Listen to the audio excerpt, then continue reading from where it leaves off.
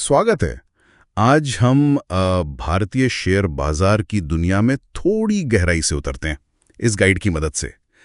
ये शेयर बाजार, stock market सुनते तो बहुत हैं, पर ये असल में है क्या चीज? देखिए, बहुत सीधे शब्दों में कहें तो ये एक बाजार है। जैसे सब्जी मंडी होती है, वैसे ही ये कंपनियों की हिस्सेदारी, मतलब उनके शेयर्स खरीदने और बेचने की जगह है। अच्छा, कंपनियों के शेयर? हाँ, लोग यहाँ या तो जल्दी पैसा बनाने के लिए, मतलब ट्रेडिंग करने के लिए आते हैं, या फिर लंबे समय के लिए पैसा लगाकर कंपनी की ग्रोथ का हिस्सा बनना चाहते हैं, इन्वेस्टमेंट करते हैं। दिलचस्प। तो ये कंपनियों में हिस्सेदारी खरीदने बेचने की एक तरह की मंडी हो गई। गाइड में भारत के जो मुख्य स्टॉक एक्सचेंज हैं उनका जिक्र है ना, बीएसई और एनएसई। जी हाँ, बिल्कुल। दो मेन एक्सचेंज है हमारे यहाँ। एक तो बीएसई, बॉम्बे स्टॉक एक्सचेंज। ये तो बहुत पुराना है, 1875 से एशिया के सबसे पुरानों में से एक है। हाँ, सुना है। और दूसरा है एनएसई, नेशनल स्टॉक एक्सचेंज।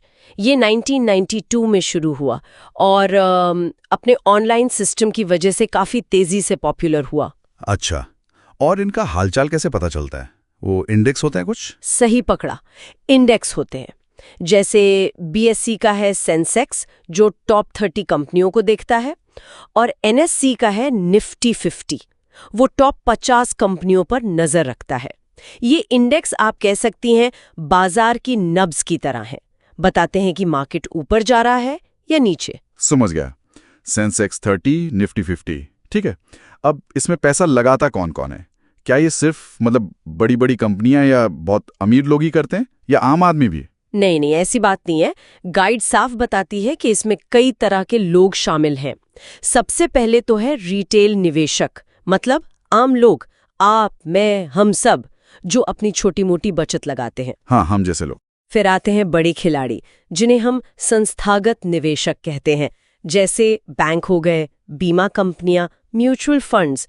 ये बड़ी मात्रा में पैसा लगाते हैं। और हाँ, विदेशी निवेशक भी होते हैं, FIIs या FPIs जिन्हें कहते हैं, फॉरेन इंस्टीट्यूशनल इन्वेस्टर्स। ये बाहर की बड़ी संस्थाएं होती हैं जो भारत में निवेश करती हैं। अच्छा, तो मतलब छोटे बड़े हर तरह के निवेशक यहाँ मौजूद हैं। जी बिल्कुल, सबका मिश्रण है। तो अगर किसी आम इंसान को शुरू करना हो, गाइड के हिसाब से पहला कदम क्या होना चाहिए? कुछ अकाउंट वगैरह खोलने पड़ते हैं? डीमैट अकाउंट सुना है मैंने। हाँ, बिल्कुल सही सुना है। 2 तरह के अकाउंट चाहिए होते हैं। एक डीमैट अकाउंट, ये समझिए आपके शेयर्स का डिजिटल लॉकर है।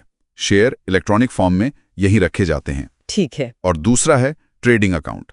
इसके जरिए आप असल में खरीद बिक्री के ऑर्डर डालते हैं। आजकल तो ये दोनों खाते एक साथ ही खुल जाते हैं किसी भी स्टॉक ब्रोकर के पास, जैसे ज़ेरोधा है, अपस्टॉक्स, ग्रो, बहुत सारे ऑनलाइन। अच्छा, ये ऑनलाइन ब्रोकर्स। हाँ, बस पैन कार्ड, आधार, बैंक अकाउंट डिटेल्स चाहिए होती हैं। सब लिंक करके आप उनके ऐप या वेबसाइट से शुरू कर सकते हैं। ठीक है, तो अकाउंट खुल गया, अब पैसा लगाए कहाँ? सिर्फ कंपनियों के शेयर्स ही खरीद सकते हैं या और भी कुछ है? देखिए, सीधे शेयर खरीदना, जिसे इक्विटी इन्वेस्टमेंट कहते हैं, वो तो सबसे आम तरीका है। लेकिन गाइड में और भी विकल्प बताए गए हैं, जैसे म्यूचुअल फंड्स। हाँ, म्यूचुअल फंड्स तो काफी सुना है। सही है। हाँ, इसमें क्या होता है कि बहुत सारे लोगों का पैसा एक जगह जमा होता है और एक एक्सपर्ट फंड मैनेजर उसे अलग अलग जगह लगाता है। फिर ETFs भी हैं, एक्सचेंज ट्रेडेड फंड्स।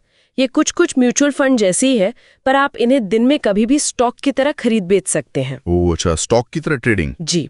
और एक और चीज है IPOs, इनिशियल पब्लिक ऑफरिंग्स। जब कोई कंपनी पहली बार अपने शेयर पब्लिक के लिए लाती है, तो आप सीधे कंपनी से वो शेयर खरीद सकते हैं। तो मतलब अपनी रिस्क लेने की क्षमता और गोल्स के हिसाब से चुनने के लिए काफी कुछ है। हाँ, ये बड़े सरल से शब्द है बाजार का मिजाज बताने के लिए।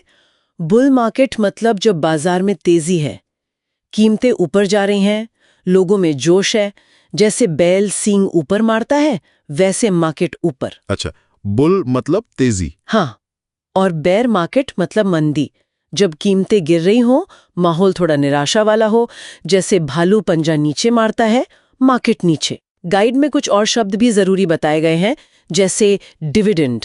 हाँ, डिविडेंड। ये कंपनी अपने मुनाफे का जो हिस्सा शेयर होल्डर्स को देती है, वो है। फिर पोर्टफोलियो मतलब आपके सारे निवेशों का कलेक्शन, और मार्केट कैप यानी किसी कंपनी के सारे शेयरों की कुल वैल्यू। ये टर्म समझना जरूरी है। लेकिन गाइड सिर्फ मौके ही नहीं गिनाती, कुछ चेतावनियों पर भी जोर देती है शायद।